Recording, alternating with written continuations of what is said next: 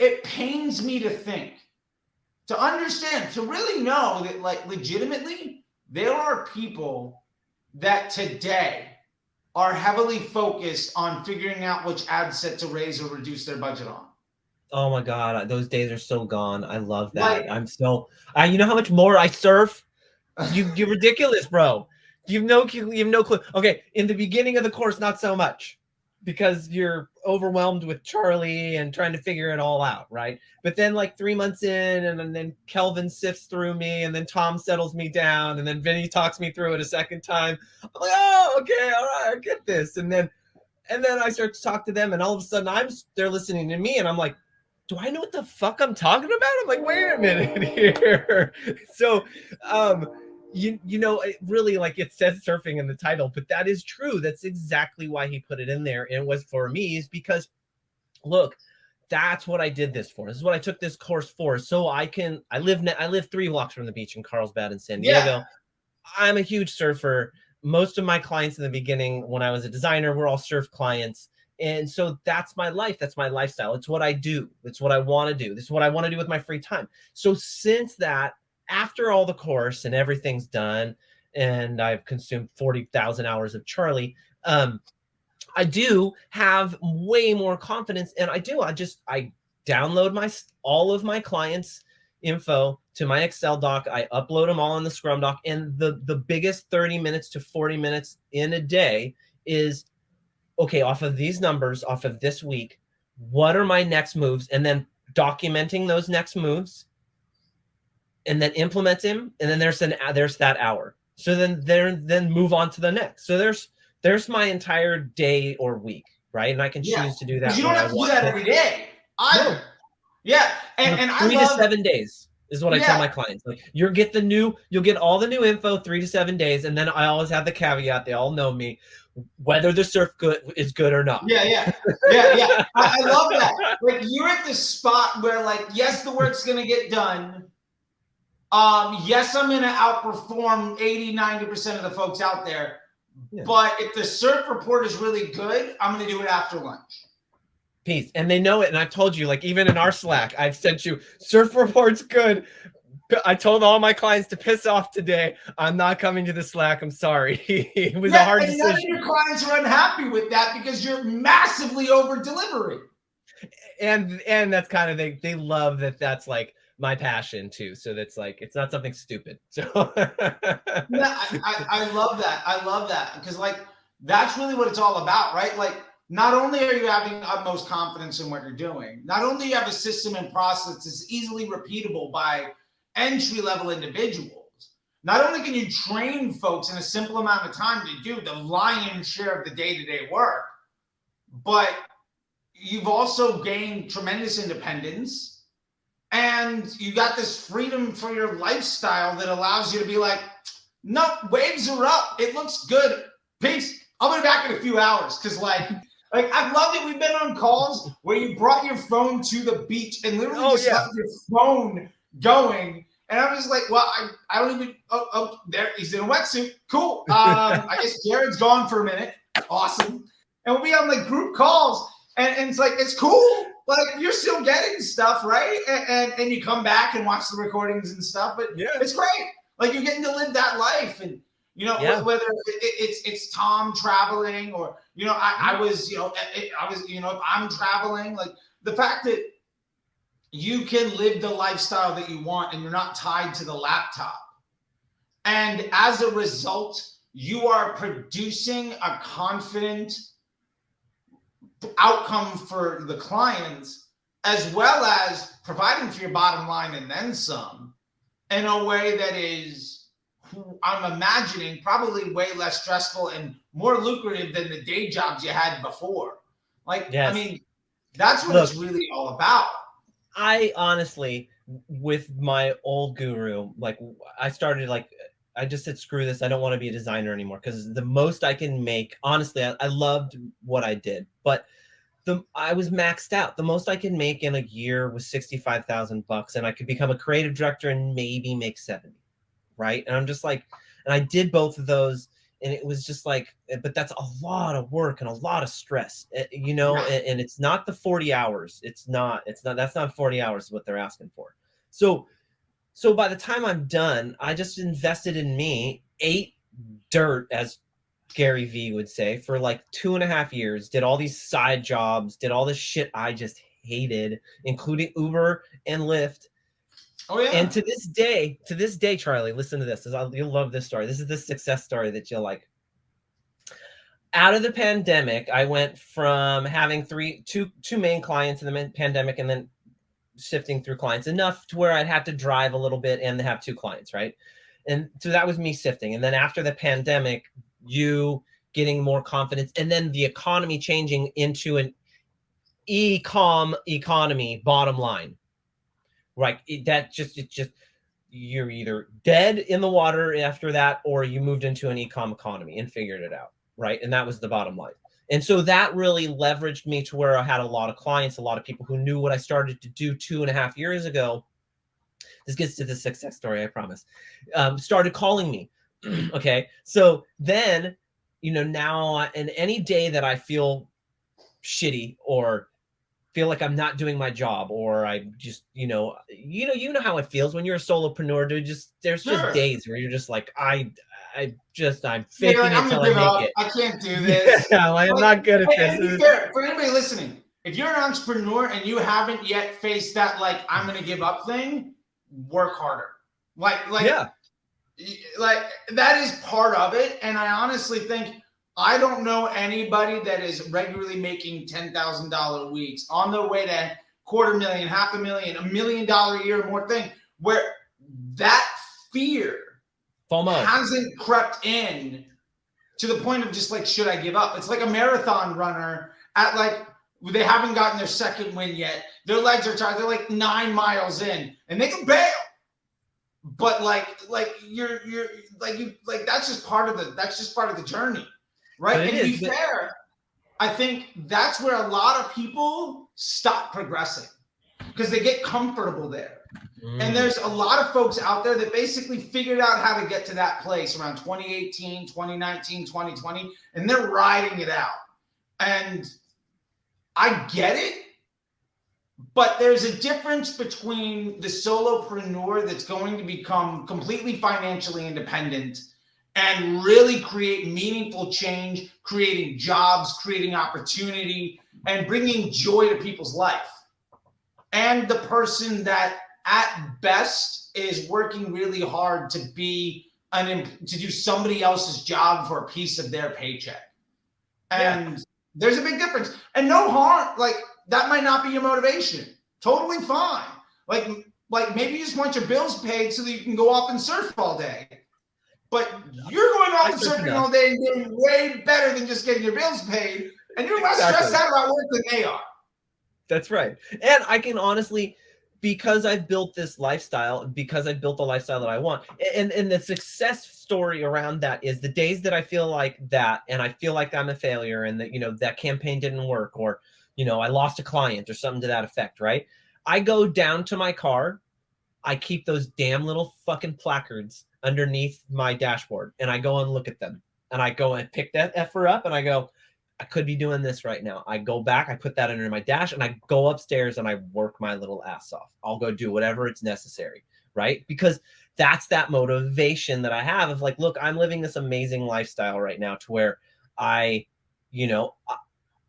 good. It's awesome if you're driving your Ferrari to work. But guess what? I'm riding my e-bike to the beach. Sure. Yeah. On my time. You might have a Ferrari, but you're answering to somebody that, you know, and ultimately I pick my clients. And so if there is an ultimate issue, it's onus is on me. I picked that client. I took it. I need to own it. As my grandfather says, you jumped in it, you get yourself out of it. That's just the bottom line of it. Right. And but it's a lot. I mean, it takes a lot of self-motivation, a lot of energy, a lot of time, a lot of sweat, and you got to be able to really, really want it. And you got to eat that dirt, man. You got to eat those ramen noodles for frickin' 2 years if you really want to do it, because I am living 2 blocks away from the beach, the surf lifestyle that I've always really wanted to live and work on my time, walk my dog when I want to walk my dog, and making the most money I've ever made in my entire life. Yeah, and you're just starting out on what this can really mean for you. Like, you're not even at the point where you're still undercharging and over delivering. I know. You're still not even at the spot yet where like you've got 3-4 more steps to go before you even reach the potential of what you deserve today. Thank you. And I mean, I'm just saying that is like that's the journey, right? That's what we're all at, right? To understand where we're coming from. But the fact is, like, it used to be somebody that got paid to work Photoshop. And Illustrator now, too. Come on, I'm pretty good at Illustrator. Okay, it's fine. Adobe, you're an Adobe wizard. You're an Adobe wizard making about the same as a manager of a Target, working twice as hard. Yep. With no ability to manage your own life. And what did my fraternity brother say to you when you first onboarded him about me? Oh, Robert? What did you say? Yeah, Robert. Oh, I think I said something like, "Oh yeah, he's a creative that like learned how to run ads, and now he's like run away with it." Something along those lines. Yeah. And he was like, "Yeah." And I love it. Yeah. What's that? Because that's what he knew me as. He didn't. Yeah.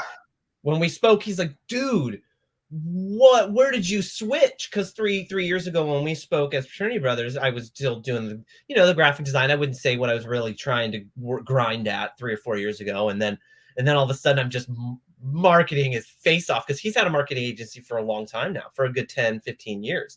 Yeah, and I love the fact that you were a graphic designer that in a space of a year and a went half from really being graphic designer first at the side hustle to effectively running your own agency and kind of lapping him. And then he and his team came on board too. And now you guys are peers in this spot where he's put a decade in. You joined the MBA program, caught up and passed him. Now he's trying to catch you. And well, I don't know if he's doing something different than me because he's got his own full marketing agency for a long time now, and he's built it up, right? He went from solopreneur and doing what were those just the flag, the banner ads, whatever you call that. Flag native banner and programmatic. And that was and he was killing it back in the day. I mean, he was doing great, and then he grew, and then as growth comes regression, right? And then he just wasn't, just didn't know Facebook that well. And he's like, we offer it, but it's not our like bread and butter. It's not the core competency. Yeah, it's not the basis of his expertise. And so when speaking to him, I didn't even realize. And this is, the more I speak to people, the more that really know what they're talking about. They're like, fuck, where did you come from, bro? Yeah, because I mean, a year and a half ago when you and I met, we were talking about stuff. And it was interesting to see, like, in the Clubhouse rooms with Fitz and with Who Does, and I haven't even talked to those people in so long. But like, I remember Who Does, because it was like, it's Who Does Your Marketing, but everybody's calling them Who Does. Yeah. And like to see, like, you were coming from the establishment style of doing stuff, kind of, yeah. And now your casual conversations around things being light years ahead of what 90% of people still think is a good idea, and it was a bad idea 3 years ago. and like that's just so awesome because you're insulated now. Like you're good. And I mean, that makes me happy to know that, like, oh, thank you. Friends are making things happen. You know what I mean? And like, I think that's just such an incredible thing. And like, with that being said, like, what is it that you're doing now with your agency? Like, I want to make sure that people can also understand, like, what it is that you're doing and what that looks like for you these days. And, I mean, you're one of a handful of folks that I've talked to, and we're getting more and more people to come on board that have gone through the program. But, some folks are just out there and wanting to get services and get help and get support and really hire help because they don't want to do it and all of that stuff. And as somebody that a few years ago was basically just working Adobe to the point where now you're living this entire lifestyle, I want to also stress the fact that that doesn't mean that you're not also massively over delivering at the ask, especially against market, right? And what is it that you think that you're doing? What is it? What is your unique pace? What are you doing better than the average bear? And what are you most excited about these days? And what does that success look like, in Jered's world? That's a really great question. I have to kind of assess that and sit back and think about that. And like, so keep me on my train of thought, because you know the ADHD. So just bring me back if you have to. Okay, so we got two ADHDs talking to each other right now. So all of y'all, good luck. So what my processes are now is that I'm really able to go in and make an assessment of someone's account and really understand the workings of another builder. Okay, so if I was in construction, I could go in and do a house walk around, a Facebook look about, and go, oh, I see what they were doing. I see why they were doing it. I see where they failed. I saw their successes, right?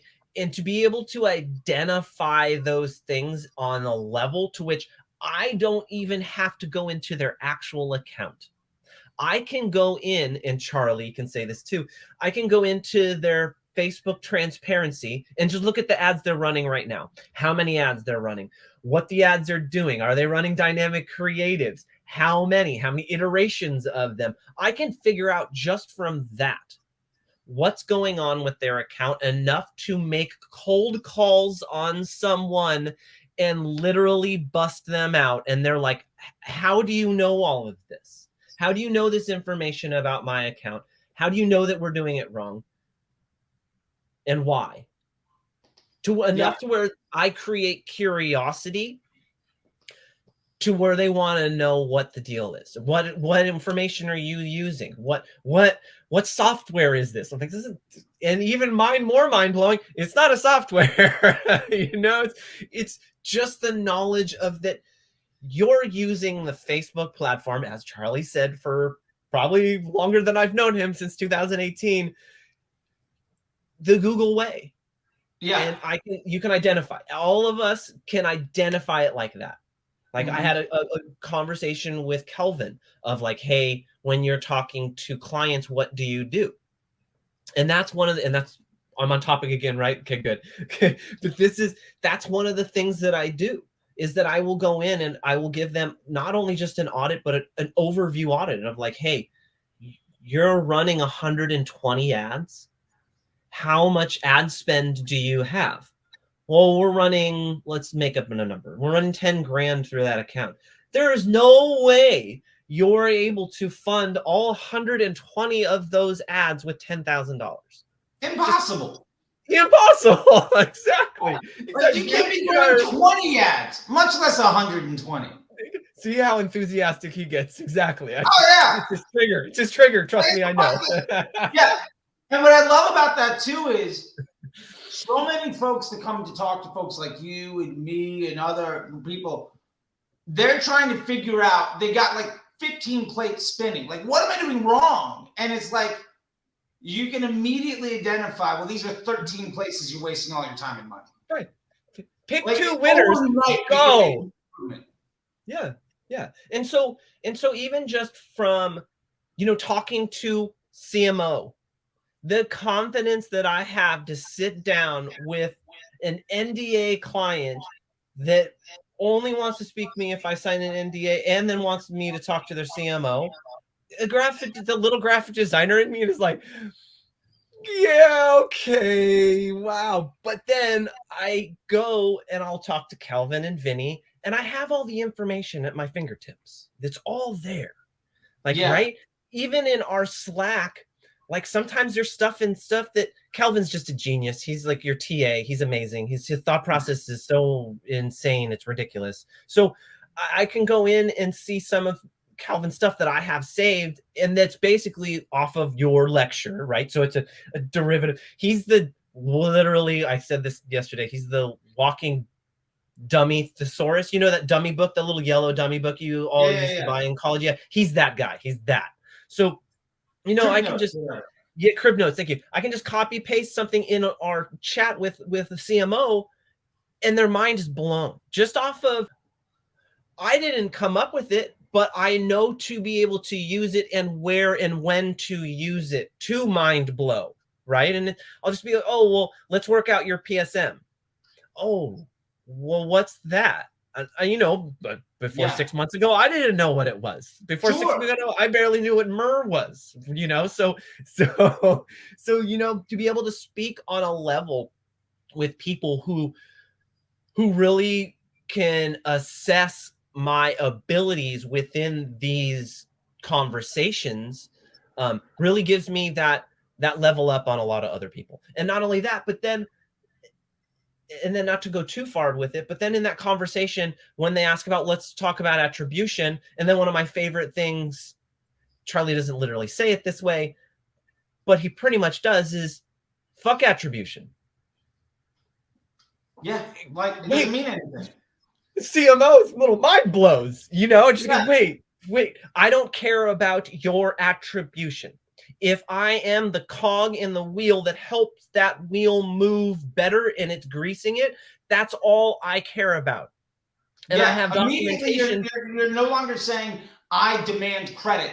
You're saying, I don't care who gets the credit. I just want the business to be more successful. If I can prove that I'm a benefit to your business, let's just go make some money. Who cares about who gets credit?